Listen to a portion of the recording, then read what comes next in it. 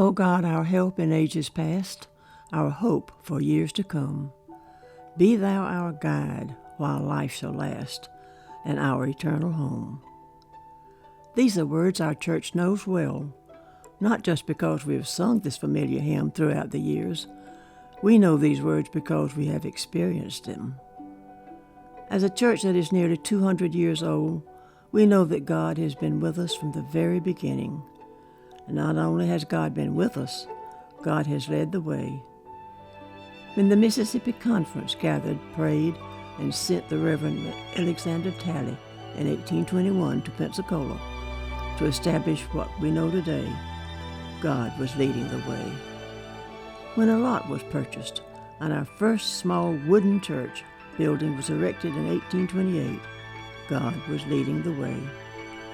Through fires, epidemics, storms, and war, God was leading the way. In rebuilding and revivals, God was leading the way. But when God leads the way, we must have the faith to follow. At a time when Pensacola only had a population of 20,000, our church had the faith to build a sanctuary to hold over 1,000. As the church continued to grow, we had the faith to establish other Methodist churches in our community.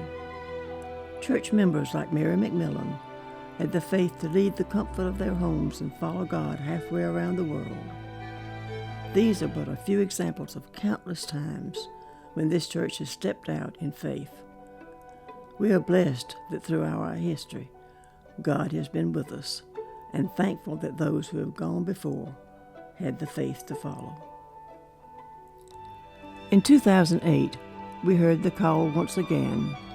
This was a call to step out in faith again and add additional space for growth. This was a call to expand our ministries by purchasing the historic Governor Perry home and the attached building now known as Wesley Abbey.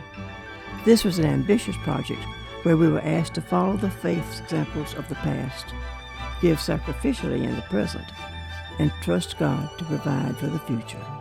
One day, Wesley and I were sitting around talking about the future and dreaming about how we could welcome more people to Christ. And we began to think about starting a fourth service where we could have contemporary music, but also be consistent with our history and our liturgical legacy as United Methodist. It was amazing at how quickly the entire congregation embraced this vision. Our members came forward and they filled out pledge cards, and they made a down payment on our church's future.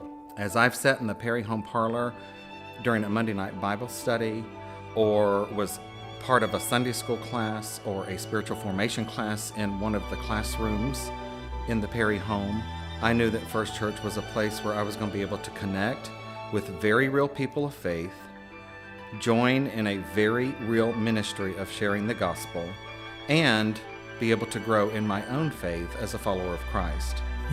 Fresh young families, it's so important to have them coming into the church. Your lifeblood is your young families coming in to keep it going.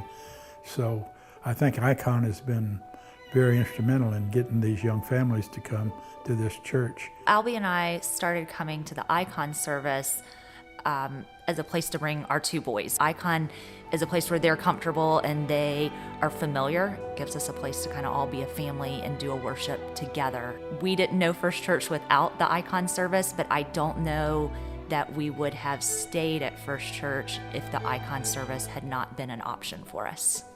I think Icon is a beautiful blend of traditional and contemporary.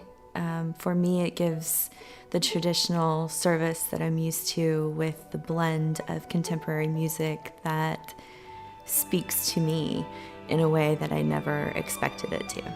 Without Icon, I don't think I would have been here. Whenever the Icon service started, I was 8 years old. Without this building, I wouldn't be able to do Kid Connect in here, which I teach. I wouldn't be able to do VBS in here. I don't know what First United Methodist would be without this. What I think is wonderful about our contemporary service is the people who planned the service and planned how it was going to be, made it not only contemporary with the music, but they kept enough of the sacramental things, the holy things.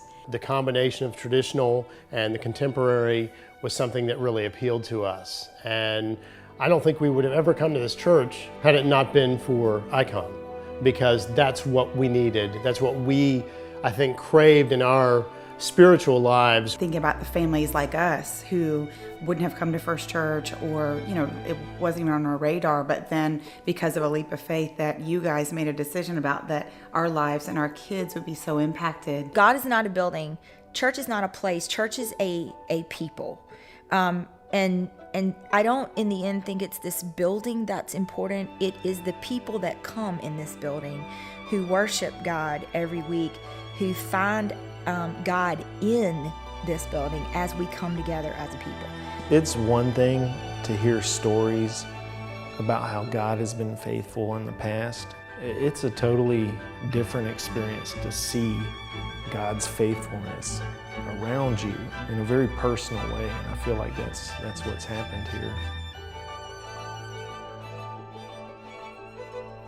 This project would not have been possible without you. Your faith and sacrificial gifts have impacted so many lives and will forever be a part of the great story of this church. Thank you for hearing the call. Thank you for having the faith to expand the ministries of this historic place. And by the grace of God, may we continue to hear God's voice and have the faith to follow for years to come.